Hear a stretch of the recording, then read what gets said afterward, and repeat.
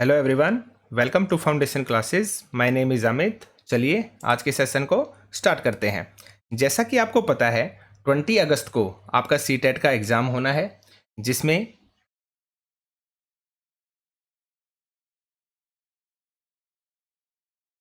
ये भी आपको पता है किसी भी एग्ज़ाम को क्रैक करने के लिए जो प्रैक्टिस सेट हैं, जो मॉक टेस्ट हैं, वो मोस्ट इम्पोर्टेंट होते हैं। और अगर आपको PYQ यानी कि प्रीवियस ईयर क्वेश्चंस मिल जाएं तो बात ही अलग है, उनसे बेस्ट तो कुछ हो ही नहीं सकता। आपको भी अच्छे से पता है। तो इसमें मैं आपको हमारी जो EVS की थ्योरी क्लासेस थी वो कंप्लीट हो चुकी हैं। उसके बाद हमने जो PYQ सीरीज़ है यानी कि प्रीवियस ईयर क्वेश्चंस, उनकी सीरीज स्टार्ट की थी। 7 सेट हमारे हो चुके हैं। ये हमारा सेट नंबर 8 है, जिसमें मैं आपको 2011 से लेकर 2023 तक आपके जितने भी सीटेट के एग्ज़ाम हुए हैं उनके अंदर जो भी क्वेश्चंस आए हैं मैं उन सबको प्रैक्टिस करवा रहा हूँ। ठीक है, इससे बाहर आपको कुछ भी नहीं मिलने वाला है। इन क्वेश्चंस को अच्छे से कीजिए। अगर आप प्रैक्टिस नहीं करते हैं, सिर्फ थ्योरी करते हैं, तो आप याद रखिए कहीं ना कहीं आपको लॉस होगा। ठीक है, तो चलिए सेशन को स्टार्ट करते हैं। इससे बाहर आपको कुछ भी नहीं मिलने वाला है।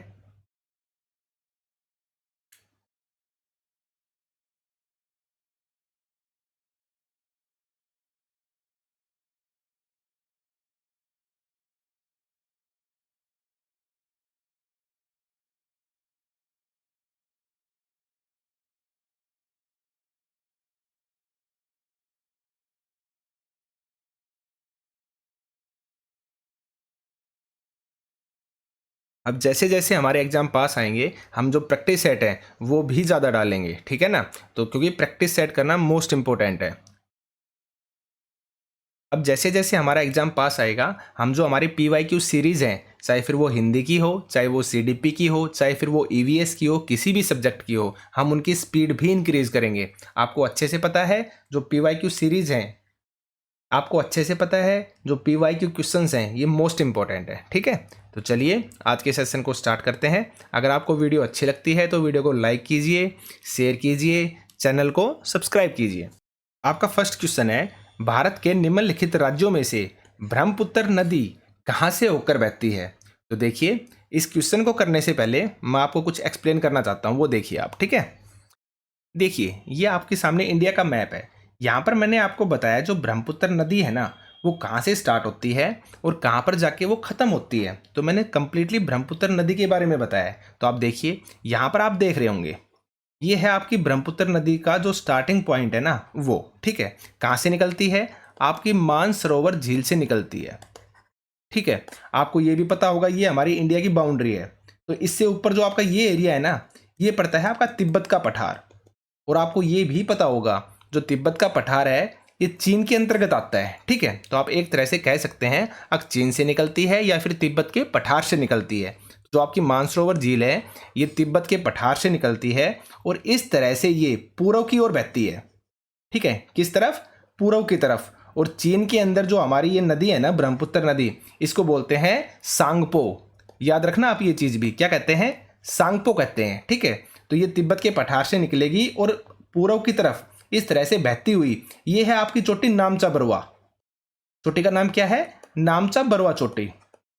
और जो नामचा बरवा चोटी है ना, ये आपकी पूर्व की सबसे लास्ट चोटी है, सबसे ऊंची चोटी है पूर्व की साइड में। ये नामचा बरवा चोटी के पास से यू टर्न लेती है और यहाँ पे ये देख रहे हैं आप, यहाँ से ये अरुणाचल प्रदेश के अंदर प्रवेश करती है। और अरुणाचल प्रदेश कहाँ पर पड़ता है? आपका भारत में पड़ता है। ठीक है, तो अरुणाचल प्रदेश में ये प्रवेश करती है और अरुणाचल प्रदेश से बाद में ये बहती हुई असम में प्रवेश करती है। तो यहाँ से आपकी असम की सीमा स्टार्ट हो जाती है, तो असम में प्रवेश करेगी और असम से आने के बाद यहाँ पर आपका धुबरी पड़ता है असम में। यहाँ से ये वापस से मुड़ेगी और बांग्लादेश के अंदर प्रवेश कर जाएगी। तो इतना आपको समझ में आ गया होगा कि मानसरोवर झील तिब्बत के पठार से निकलती है, पूर्व के अंदर बहती हुई जो आपका अरुणाचल प्रदेश है, नामचा बरमा चोटी है, उसके पास से यू टर्न लेकर अरुणाचल प्रदेश में प्रवेश करती है और वहाँ से प्रवेश करने के बाद असम में आती है और असम के धुबरी से ये क्या करती है? मुड़कर डायरेक्ट कहाँ पर चली जाती है? आपकी बांग्लादेश के अंदर। ठीक है, और यहाँ पे मैंने आपको बताया चीन के अंदर इसको क्या बोलते हैं? सांगपो बोलते हैं। उसके बाद आप याद रखना अरुणाचल प्रदेश के अंदर इसको दिहंग बोलते हैं और असम के अंदर इसको बोलते हैं ब्रह्मपुत्र। ठीक है, ये चीज़ भी आपको याद रखनी है। और बांग्लादेश के अंदर पूछा जाता है तो बांग्लादेश के अंदर इसको बोला जाता है जमुना। ठीक है, ये आप याद रखना। तो चलिए एक्सप्लेनेशन को देखते हैं। देखिए अब आपको याद क्या रखना है, जो ब्रह्मपुत्र नदी है ना, ये 3 देशों से होकर बहती है। कौन कौन से देश हैं?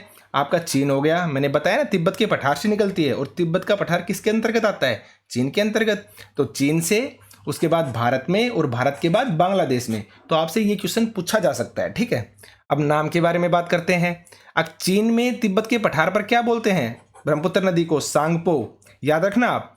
और अरुणाचल प्रदेश में क्या बोलते हैं? दिहंग। ठीक है, और असम में बोलते हैं ब्रह्मपुत्र, और बांग्लादेश में क्या कहते हैं? जमुना कहते हैं। ठीक है, याद रखना आप ये चीजें। आगे देखते हैं।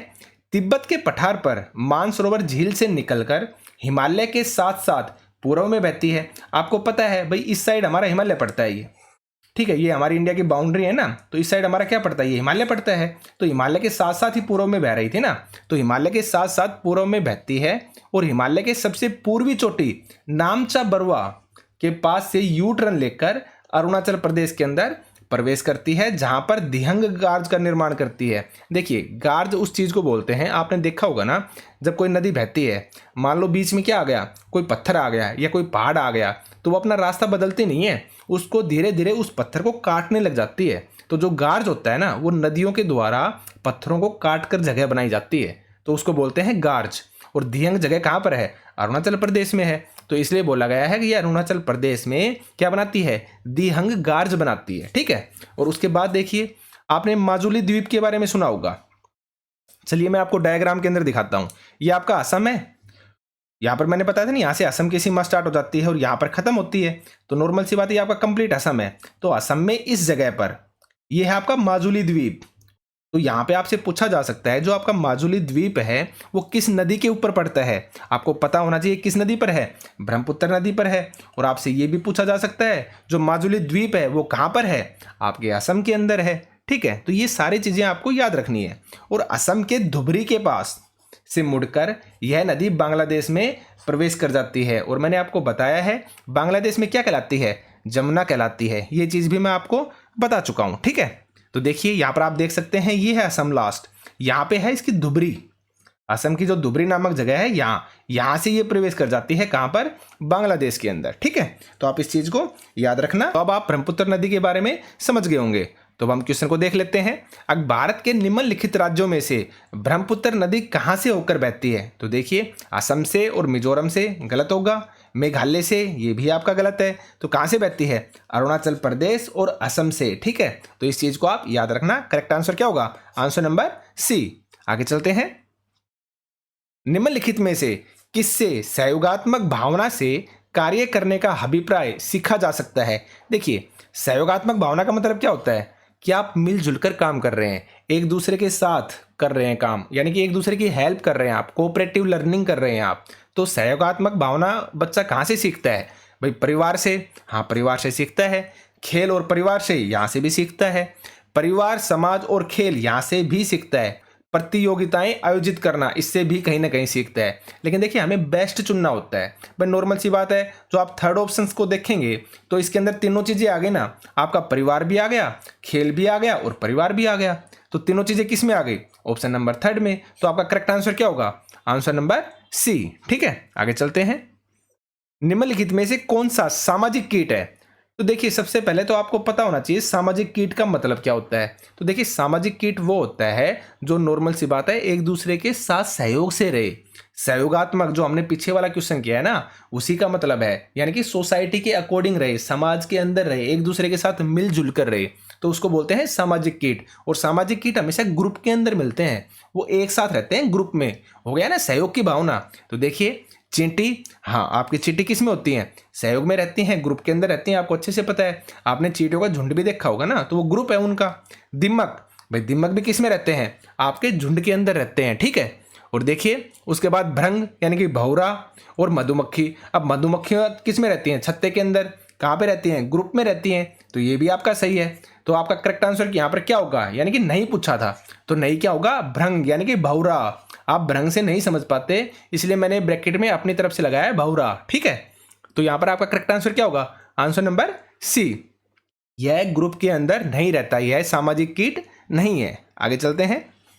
अब देखिए मैंने एक्सप्लेनेशन है, मैंने बोला ना एनसीईआरटी से बाहर आपको कुछ भी नहीं मिलने वाला है, इस चीज़ को आप याद रखना। देखिए मधुमक्खियों की तरह चींटियां भी कहाँ पर रहती हैं, समूह में रहती हैं। हमें ऑप्शन में चींटी मिल गई थी। रानी चींटियां अंडे देती हैं, सिपाही चींटियां बिल का ध्यान रखती हैं, और काम करने वाली चींटियां भोजन ढूंढकर बिल तक लेकर आती हैं, ये भी हो गया। अब देखिए नोट में है दिमक और ततैये। ततैये भी आप अच्छे से जानते हैं और दिमक भी आप जानते हैं अच्छे से, जो क्या खाते हैं, लकड़ियां खाते हैं, ठीक है। दिमक लग जाती है ना, हम बोलते हैं ना, तो वो होता है दिमक। तो दिमक और ततैये ये भी किस में रहते हैं, आपके ग्रुप के अंदर रहते हैं, समूह के अंदर रहते हैं। तो मिल गए सारे आंसर, ठीक है। आगे चलते हैं। वलसाड शहर हैदराबाद शहर तेलंगाना राज्य के सापेक्ष किस दिशा में है। तो मैंने आपको बताया है जिसके सापेक्ष पूछा जाता है ना, वो हमारा स्टार्टिंग पॉइंट होना चाहिए, जिसके सापेक्ष पूछा जा रहा है। अब देखिए जब मैं आपको थ्योरी करवा रहा था एनसीईआरटी में, तो जो भी शहर आ रहे थे ना, मैं उनका अलग से नाम लिखवा रहा था, ठीक है। जैसे वलसाड शहर आया तो मैंने लिखवा दिया था वलसाड शहर कहाँ पर पड़ता है, आपका गुजरात में पड़ता है। नल्लामड़ा आया था, वो मैंने बता दिया था कहाँ पर पड़ता है, आंध्र प्रदेश के अंदर पड़ता है। तो ये एक एक शहर भी आ रहा था ना, मैं उनके शहर के नाम भी बता रहा था। क्यों? क्योंकि मुझे पता है ये क्वेश्चन आपके मैप के थ्रू पूछे जाते हैं। तो यहाँ पर वलसाड शहर है, कहाँ पर है, गुजरात में है। अब गुजरात आपका कहाँ पर पड़ता है, ये एरिया आपका गुजरात का है। अब आपको हैदराबाद शहर का पता होगा कहाँ पर है, तेलंगाना में है। तेलंगाना आपका यहाँ पर पड़ता है। और मैंने बताया ना जिसके सापेक्ष पूछा जाए ना, वो आपका स्टार्टिंग पॉइंट होना चाहिए। और वहाँ पे आप क्या बनाएंगे, डायरेक्शन बनाएंगे। तो ये यहाँ पर आपका हैदराबाद तेलंगाना है, तो आपने डायरेक्शन बना ली। अब नॉर्मल सी बात आपको अच्छे से पता है, ये आपका पूरा होता है, ये आपका पश्चिम होता है, इस साइड क्या है, उत्तर है, और इस साइड क्या है, आपका दक्षिण है। तो ये दिशा कौन सी हो गई आपकी, उत्तर पश्चिम। आंसर मिल गया। तो यहाँ पर आपका करेक्ट आंसर क्या होगा, answer number D, simple.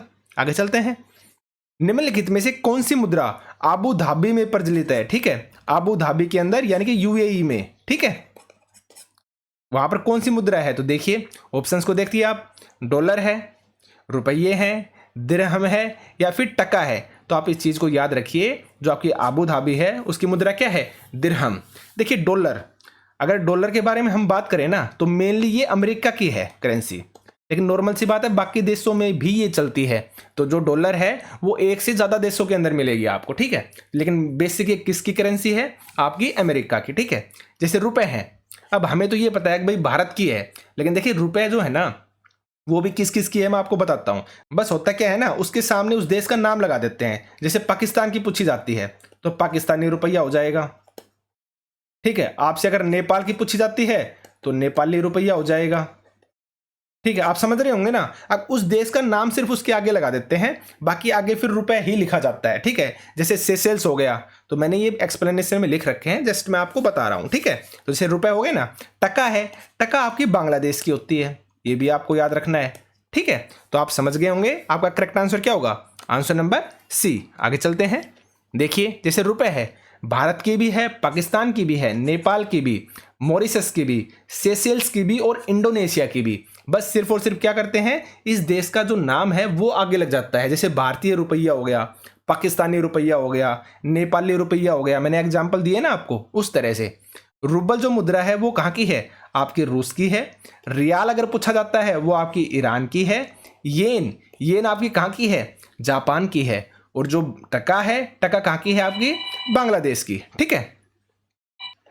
Cheraw नृत्य में व्यक्ति बांस की डंडियों को पकड़कर युग्मों में एक दूसरे के सामने जमीन पर बैठते हैं। जैसे ही ढोल बजता है, बांस को जमीन पर पीटा जाता है। नर्तक बांस की डंडियों के अंदर और बाहर पैर रखते हैं और क्या करते हैं, कूदते हैं, और ताल पर क्या करते हैं, नृत्य करते हैं। निम्नलिखित में से कहाँ पर चेराव नृत्य किया जाता है। आ गया ना आपका, मैं बताता हूँ आपको, एनसीईआरटी से बाहर कुछ नहीं मिलने वाला है। तो चेराव नृत्य कहाँ पर किया जाता है, आपका मिजोरम के अंदर, ठीक है। आगे चलते हैं।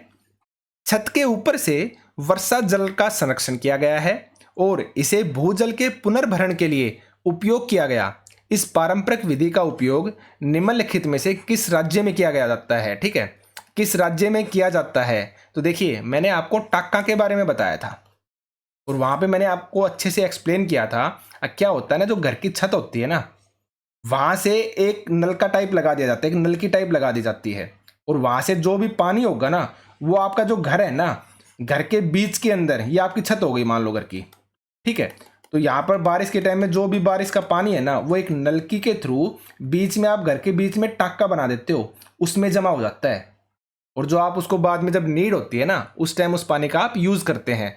तो यह जो प्रणाली है, यह जो विधि है, वो कहाँ पर है? आपकी राजस्थान के अंदर। ठीक है, तो करेक्ट आंसर क्या हो जाएगा? Answer number B. आगे चलते हैं।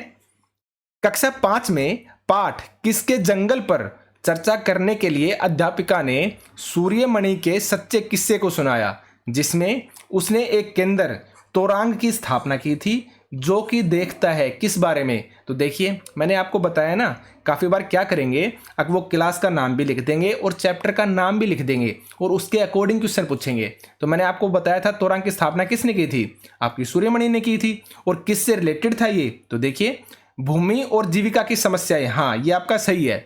भूखमरी की समस्याएं, वनों की समस्याएं और कुड़ुख संस्कृति की समस्याएं, ये भी आपका सही है। तो यहां पर आपका करेक्ट आंसर क्या होगा? ए और डी। भूखमरी से रिलेटेड नहीं था और वनों की समस्याओं से रिलेटेड नहीं था। ठीक है, आगे चलते हैं।